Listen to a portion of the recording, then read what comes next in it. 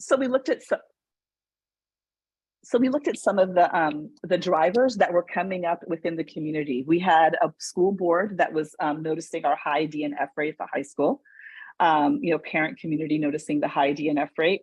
We had teachers upset about incorrect placements. Why isn't this student intervention, or why are we having this many intervention classes, and kids are double blocked in math or double blocked in English and not getting access to electives or social studies or science.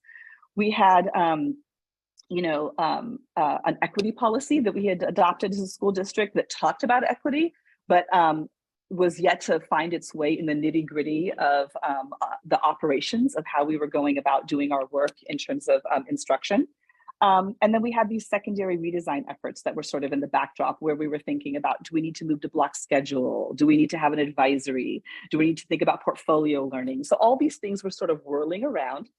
And I, sort of in this leadership position at the time as a director of teaching and learning, thought about, how can I, bring Joe forward and sort of share what he's doing and connect to each of these different concerns in a way where all these different groups could sort of see that this work could be a place for, for transformation. So we shared about the need for professional learning on grading to the board, and the need to do some things differently. The need to sort of update some of our policies around grading. And we realized quickly that nothing could happen if we were nothing would take root if we did it kind of top down. So the way we started with Joe is we had him come in and work with a pilot group of instructional leadership members at the secondary school sites, at our 2 middle schools and our high school. We just had him come in and present to our instructional leadership team, and we had our instructional coaches present, and a few folks from teaching and learning present. And Joe took them through those early cycle of inquiries that you've probably been on, where you learn about the practices and do action research. The folks who engaged in that work found it so transformational to their practice that it started to infuse the way they approach their science education, their math education, and spill into other parts of their work. The next year, we moved into thinking about specific departments committing to doing cycles of inquiry, because they had sort of critical mass through being really having a positive experience from starting on the instructional leadership team. We started with science, math, visual and performing arts, and world language. And those departments went through the full training with Joe over the course of the year, looking at their practices, trying different strategies. And I'll speak to some of the pressures that puts on the system.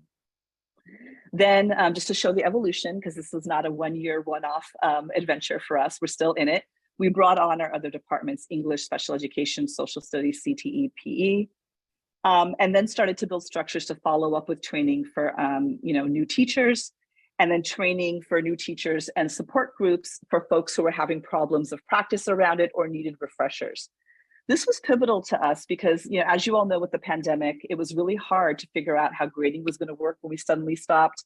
Right now, we have staffing shortages. I have subs, and the teacher of record becomes highly volatile month to month as we sort of patchwork sometimes teaching in the classroom. And so having a strong foundation for how grading should look, having a strong foundation for, what practices where departments get together and look at their syllabus and look at that grading portion and come to agreement has definitely benefited us. But it was a very slow journey that happened incrementally. And so I wanted to show you sort of how we rolled it out over our entire organization over those 5 years. Where we are right now is, just sort of how we rolled it out were the workshops that maybe some of you have been part of. This was sort of the model that we used. Individualized coaching through Joe, and then also our instructional coaches that he worked with, and then the teachers doing their action research. This model is sort of the model that we used, and I have to say that this model has become a really nice framework for us in now how we roll out other work. It became a template for us, and so it really laid some great infrastructure for the organization. We realized along the way that the teachers were getting really excited. The admin were present in the spaces. They had to be there to make sure the sub-release was happening, that the schedule was being done. But we weren't sure if they were actually learning the skills alongside their teachers. And so this past year, we engaged in an admin book group. We had a lot of new administrators. And so this is just, a visual of the Jamboard we made for them to sort of document their learning chapter by chapter on grading for equity, because sometimes, it's hard for them to be the lead learner in the situation where they don't have space to sort of work out their own biases and learning curve around the content. So that was really important for us to create that space for administrators. When you do this work, you think equity is going to sort of magically sprout and appear, but it's a lot of push and pull. We were really excited essentially to get teachers so excited that they were putting demands on us. We like when the flow comes from that perspective. I did a lot of one-on-one meetings with my union leaders to make sure they were on board, that we weren't going to be getting caught up in conversations about academic freedom, that we were all aligned on our grades have to reflect what kids actually know, and we all benefit when kids are placed correctly and the master schedule reflects what we need. But what this work does is it pushes on the system. Instantly, teachers were like, our grade book, it just, it blows. It's awful, and it doesn't work. And so our assessment and data team had to get going, looking at our student information system and figuring out how to set it up differently. We had to create systems and spaces for either online or in-person coordination where teachers and department heads could get together to really look at our syllabi and review them and notice inconsistencies. We wanted right away centrally to change our grading policy, which had F's as 0 and didn't really allow for incompletes except for in crazy emergencies. It didn't have really strong language about not grading the hidden curriculum or behavior or things like that. We wanted to do all that policy work, but we knew right away that if we just changed the policy, even though teachers were excited about the training, that that would still feel top down. So what we did was we sort of along the way would sort of bring the policies to parts of the training where maybe Joe wasn't even there, but we would look at it in department spaces and teachers would say, our policies suck. Excuse my language. This is awful. This doesn't reflect what we value. And I was like, it doesn't? You're right.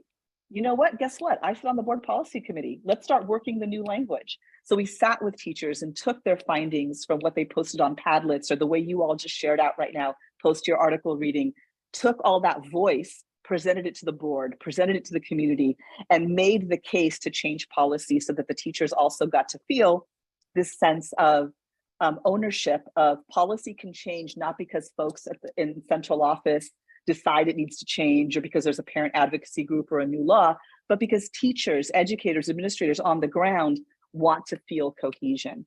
So that was really important for us to do.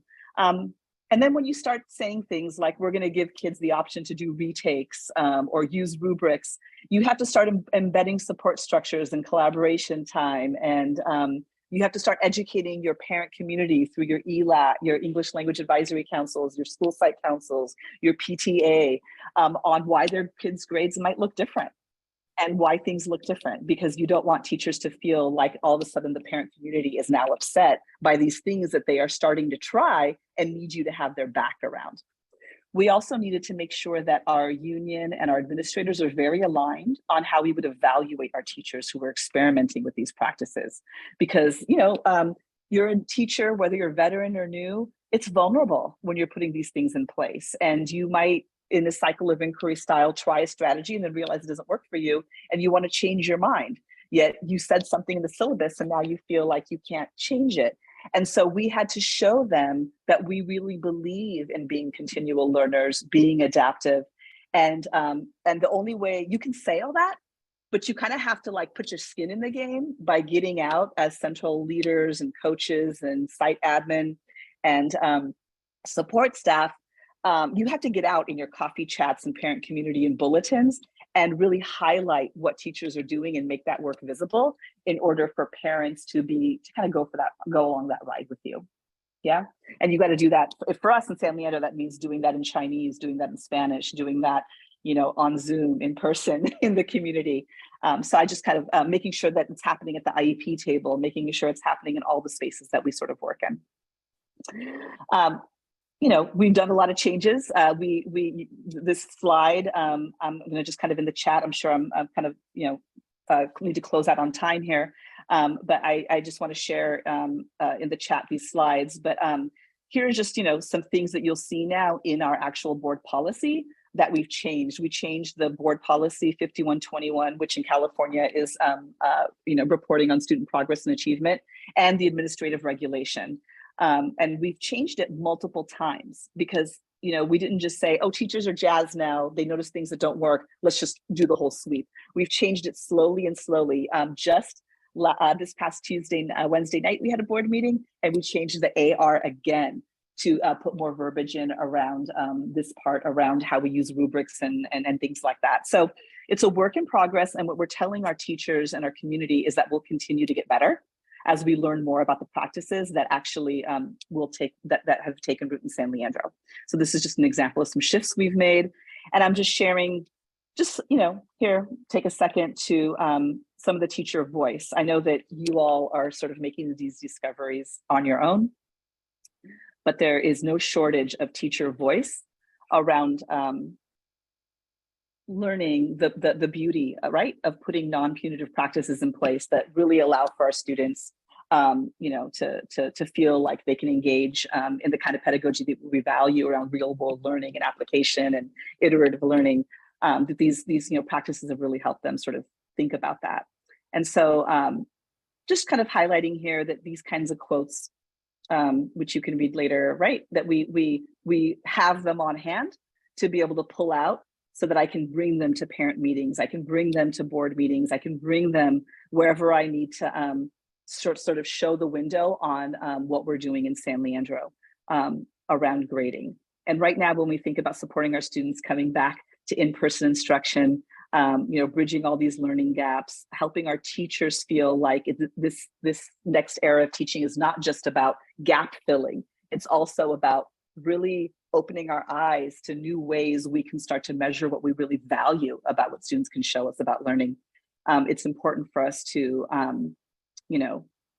highlight the work that teachers have already been doing over the past 7 years or so in San Leandro around creating safe spaces through this work. And so I just can't say how important it is to, if you're supporting teachers in this work, to document their ahas along the way and to have them and have their permission to share them, because I think it's really, really powerful. I believe Chris Love now works with Joe, but he was one of our science teachers here.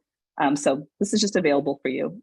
And we've gotten a lot of good press around our work, and it's available here if you want to read about it. It makes our board feel strong, makes our union feel happy because their teachers are being highlighted for the hard work that they do. And I think it's been a win-win for all of us here in San Leandro. And our next steps are just to keep training people who haven't been trained. We had to take a little bit of a pause during the pandemic to keep looking at our administrative regulation updates. I just completed that second bullet this past Wednesday night, so I have to update my slide. And then to keep training our central office on being able to provide, site level support, and then to make sure our families know what we're doing, right? So that we can change their perspective and their expectations, because when every time they go open up that report card, go to a parent conference, talk to their kids about grading or talk to their kids about homework, we want them to, not be at odds. And then just, I work at Cal in teacher education. And so one of my personal goals is to get this work into teacher education spaces before folks come out with their teaching credential. Because when we surveyed our staff, when they started to work with Joe, over 90% of them had never, ever talked about grading or any of these issues in their teacher prep space. So we do a lot of like, grading is personal and teachers know and you're the expert. But when you really ask them, they're like, no, I never got any formal training or research on this. And so that was really powerful for me to realize and to think about how we can take some of our teachers and have them start talking to our local universities here so that we can get teachers who come out ready to do this work.